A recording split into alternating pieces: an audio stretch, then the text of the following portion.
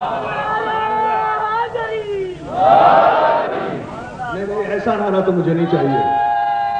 رضویہ کے در و دیوار گواہی دیں گے اس اشرے میں انشاءاللہ. بلند ترین صلوات بھیجے محمد و آل محمد کا.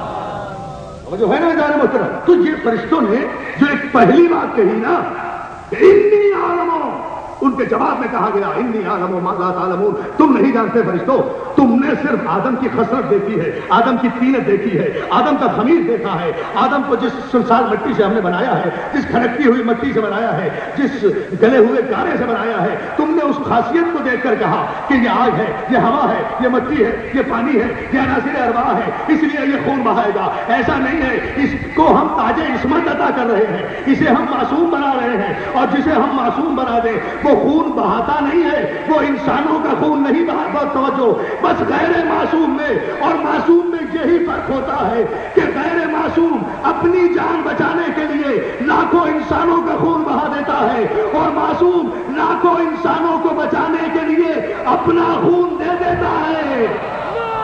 نعرہ حیدری.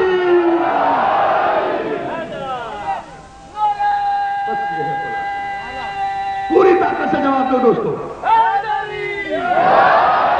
اتنی ہی بلند صلوات بھیجے محمد آل محمد.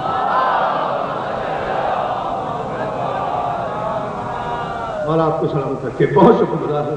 اسی منزل پر میں آپ کے اذہان کو لانا چاہتا تھا، اور آپ نے جس طرح تعاون کیا اس پر میں آپ کا شکر گزار ہوں. انشاءاللہ کل کی مجلس میں اس تفصیل کو ذرا سا آگے بڑھاؤں گا. اذان محترم، جب فرشتوں نے کہا کہ ہم تیری تسبیح کرتے ہیں، اب دوسرا مرحلہ، دو آرگومنٹ دیے بڑے ریشنل وے میں قرآن کو اسٹڈی کرتے ہوئے ہم جہاں تک پہنچے، بہت منطقی انداز میں کہ جہاں دو چار کی بات ہو اور سارے مسلمان بھائی اسے تسلیم کریں.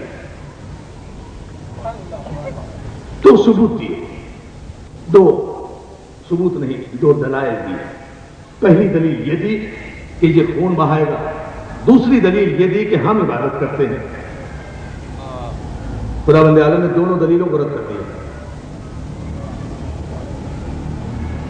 میری تقریر آخری مرحلے میں ہے، جو مجھے پیغام پہنچانا تھا وہ میں پہنچا چکا، لیکن نتیجے پر آپ توجہ فرما لیں دوستوں. خون بہائے گا، پہلی دلیل. ہم تیری عبادت کرتے ہیں، دوسری دلیل. دونوں دلیلوں کو انی عالموں کہہ کر رد کر دیا، اور اس کے بعد مشیت نے خطاب کیا. ایسے نہیں، ثم عرضهم علی الملائکہ، پروردگار نے اپنے فرشتوں سے یہ کہا کہ بھائی یہ نہ تو خون خرابے والی دلیل قابل قبول ہے، اور نہ تمہاری یہ عبادت والی دلیل قابل قبول ہے. اگر واقعی آدم سے کوئی مقابلہ کرنا چاہتے ہو تو انبئونی باسماء ہؤلاء، تو پھر ایسے نہ کرو. اگر واقعی آدم سے مقابلہ کرنا ہے تو پھر تم یہ نام مجھے بتاؤ.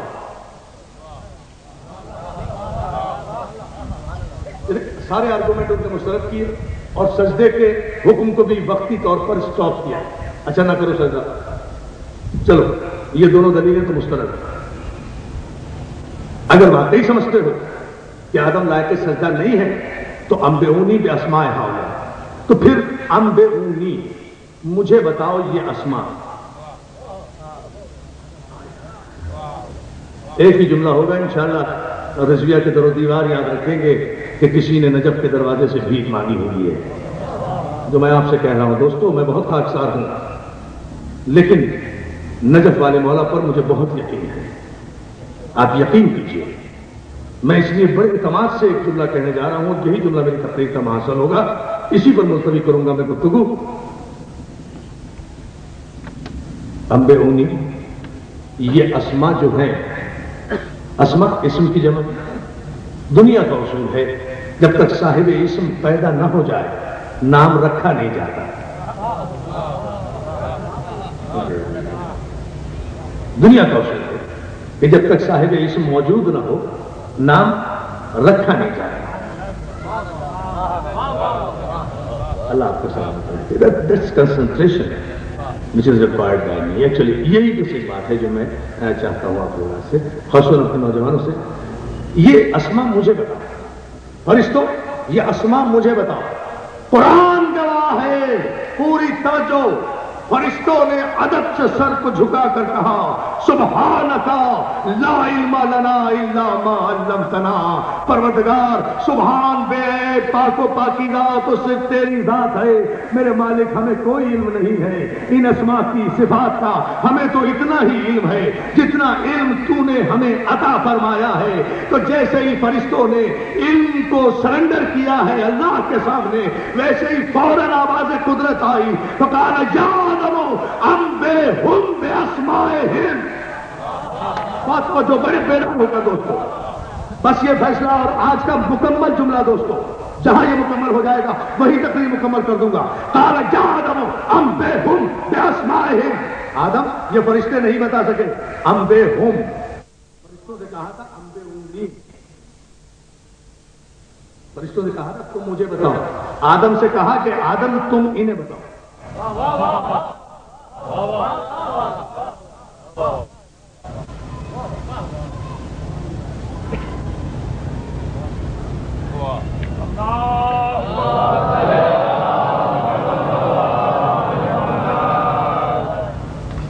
یا آدم انبئہم، مجھے نہیں بتاؤ، اس لیے کہ میں تو تمہیں معصوم منتخب کر چکا ہوں، اور ہم جسے منتخب کر لیں پھر اس کا امتحان نہیں لیا کرتے، علم سے امتحان نہیں لیا کرتے۔ توجہ انہیں بتاؤ، انبئہم، ہم کی ضمیر جو ہے وہ فرشتوں کی طرف ہے، انبئہم انہیں بتاؤ۔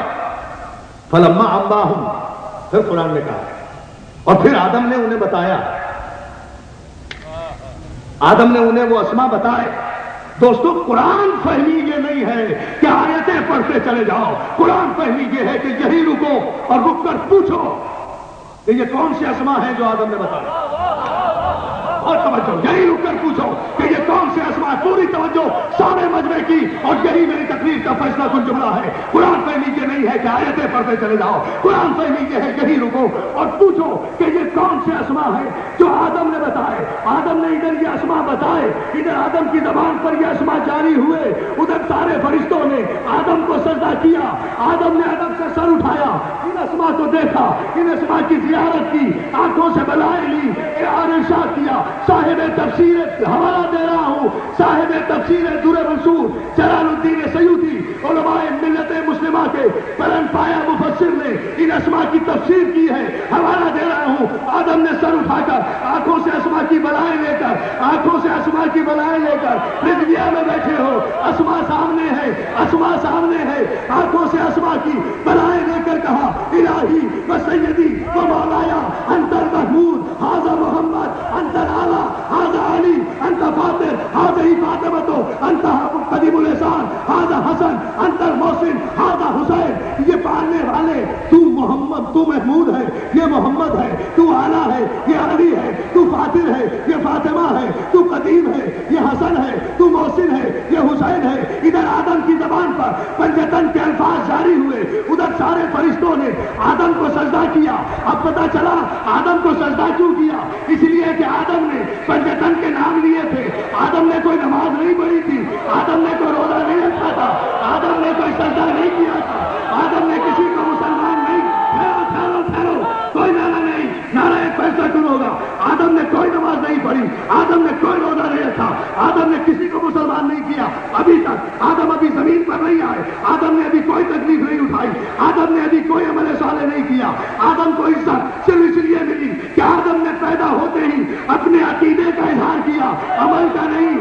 آدم نے عقیدے کا اعلان کیا کہ میں پنجتن پاک کی معرفت رکھنے والا ہوں، تو جس آدم نے پنجتن پاک کی معرفت رکھنے کا اعلان کیا وہ پوری توجہ، میں بھی اپنا کلیجے کی پوری طاقت دوں گا دوستو، پوری توجہ، اسے فرشتوں نے فوراً سجدہ کیا، فوراً سجدہ کیا۔ کسے؟ پنجتن کو نہیں، پنجتن کے ماننے والے کو، اے پنجتنیوں کو، دیواروں پر شیعہ کافر کہنے والوں، تمہارا باپ آدم بھی پنجتنی تھا۔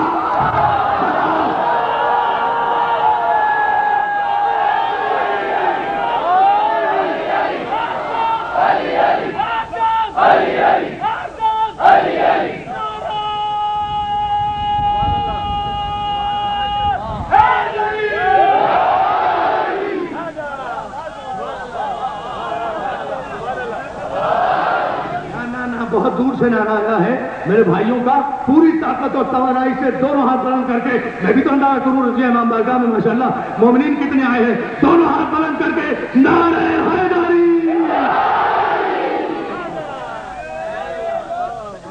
مولا چشم بد سے محفوظ رکھے، بلند ترین صلوات بھیجے محمد علیہ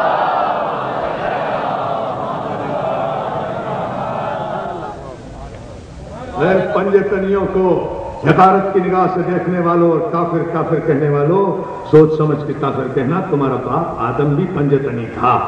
کافر ہمیں کافر کہنے سے پہلے یہ طے کر لو کہ کس کی اولاد ہو۔ وہ توجہ سلوات دینے والا محمد آدم تو پنجے تنی تھا، آدم تو پنجے تنی تھا، آدم نے تو، اور اگر اس کے نہیں میں چیلنج کر رہا ہوں، اگر اس کے علاوہ آدم نے کوئی کام کیا ہے تو مجھے بتاؤ، میں بیٹھا ہوں۔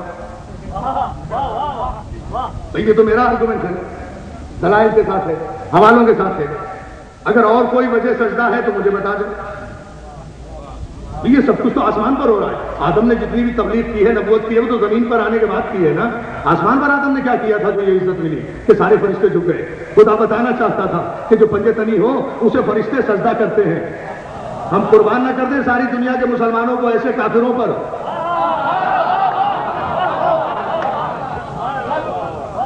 میرے تھکے تھکے دوستوں، ایک تھکی تھکی سلوات پڑھ لو محمد علیہ محمد۔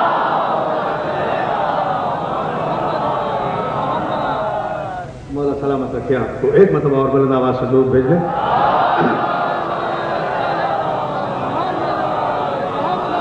آپ نے دیکھا آدم نے کہا پروردگار تو محمود ہے، یہ محمد ہے، تو اعلیٰ ہے، یہ علی ہے، اور اگر اسماء نہیں تھے تو خدا نے پوچھا کیوں؟ اگر صاحب اسم نہیں تھے تو قرآن میں آیت کیوں؟ اور اگر یہ پنجے تنے پاک کے اسماء نہیں تھے تو پھر کون تھے آدم سے پہلے؟ مجھے بتا دیں۔ ٹھیک ہے، کوئی کلیمنٹ تو ہو نا کہ نہیں صاحب عرفان صاحب آپ غلط کہہ رہے ہیں، یہ پنجے تن نہیں تھے، یہ تو وہ تھے۔ اچھا کون تھے؟ لو نام، آدم سے پہلے